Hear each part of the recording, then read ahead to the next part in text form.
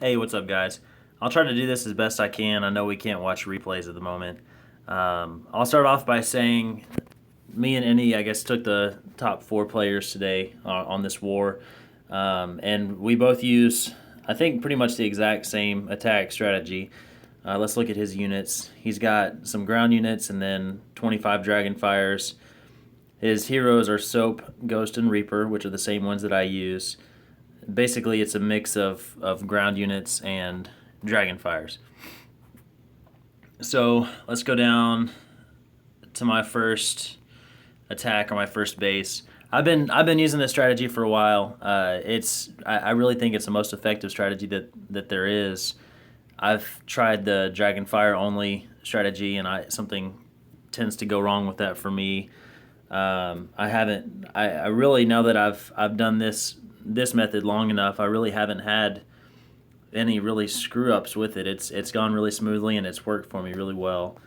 Um, I'll kind of walk you through it and give you a little bit tips that my strategy, as well as if you want to stick with whatever you're using. I have a couple of tips that might help you out as well. Basically, whenever I first look at a base, I'll try to find a corner that's got a large enough gap where I can drop my ground units and then start using some hero skills. This base, it's pretty easy to see. The biggest open space that I have is down here next to this bunker. So I'll usually start off with my AGRs down in the corner, and I'll try to space them out a little bit just in case one of them catches a mine. It won't damage all of them. So right after I drop my AGRs, I will send out my ASAMs right behind them, and the same.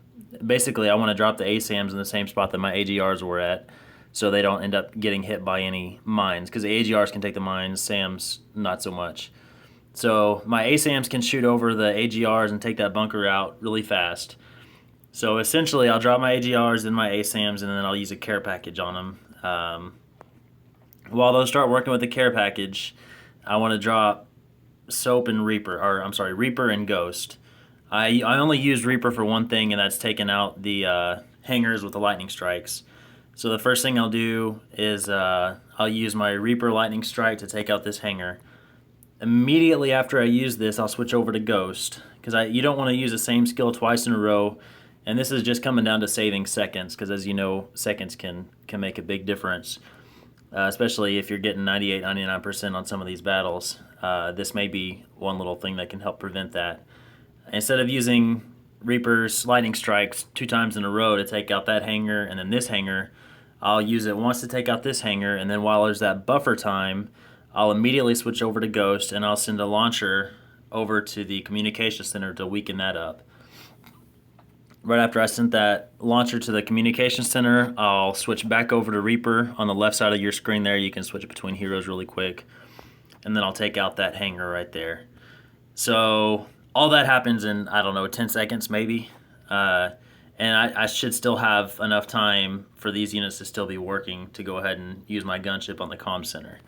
Now the gunship, I've discovered that there's kind of a right and a wrong way to use it as far as the fastest and the slowest way to use it.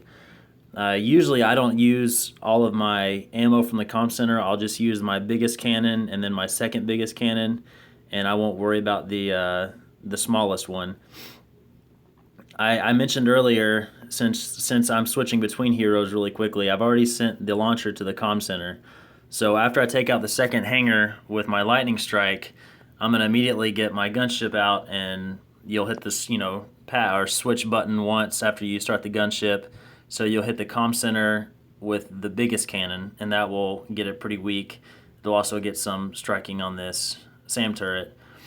So, and then after you use the biggest cannon, you'll hit skip twice and switch immediately to your second biggest cannon and just start tapping as fast as you possibly freaking can.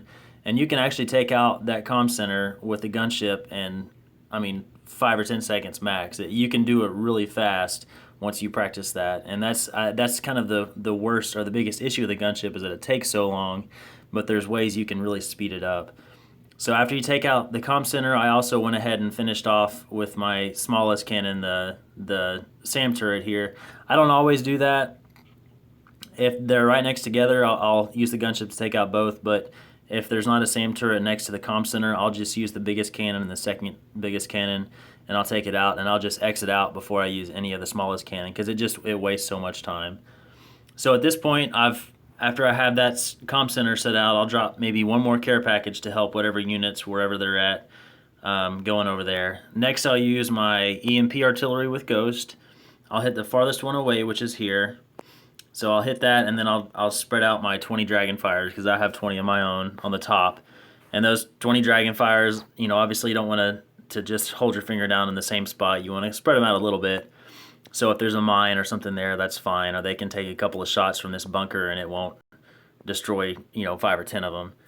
Right after I get those 20 or so set out, I'll try to find the biggest gap where there's the most turrets that are still alive, so to say, and I'll drop my communication center units, which are my other 10 Dragonfires. On this case, it ended up being, I think, somewhere over there. I want to say my AGRs and my ASAMs went down this way as they were going. So I started my 20 Dragonfires up there, and then I started my other ones down here. I didn't have to worry about that SAM turret. Once these Dragonfires started getting close to this SAM turret up here, I sent one more EMP artillery to take that one out, and I finished this base with, I think, around 50 seconds or so left, and this is almost a max 11 base, so it's, even if things were to have gone wrong, you still have a lot of time left over with this strategy. And again, I've found that I pretty much always have 40 seconds to a minute and 10 seconds or so left with even the big CC11s using this strategy. And again, it's the same one that Any uses, and I think he's just as good attacker as anybody in this game. So again, even if you don't, if you want to stick with your method, that's fine.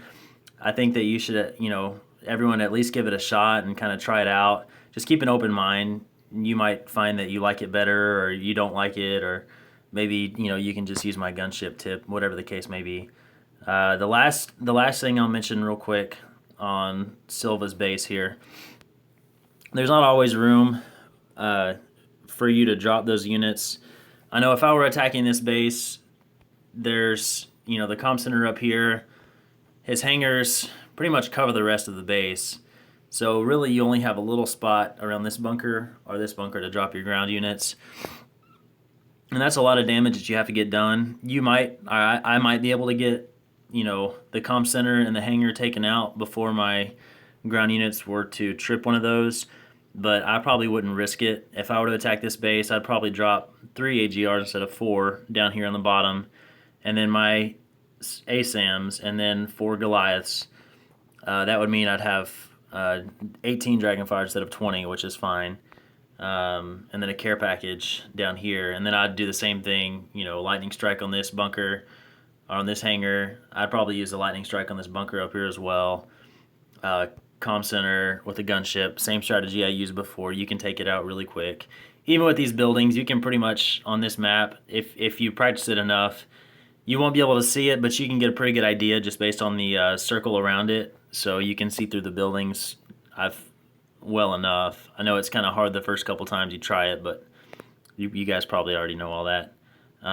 Anyways, and then I'd send my Dragonfires probably up near this bunker that I hadn't destroyed, and then another EMP artillery over here, and then take this base out as well. Really the only difference in those two attacks is whether or not I want to trip this first hangar. I think I've pretty much covered everything. Again, once we can actually view replays, just take a look at mine and Any's replays, and just kind of get some ideas for yourself. Hopefully something in this video is helpful to you, and I hadn't annoyed you too much in all my talking. But good luck, guys, and hopefully next war goes really well.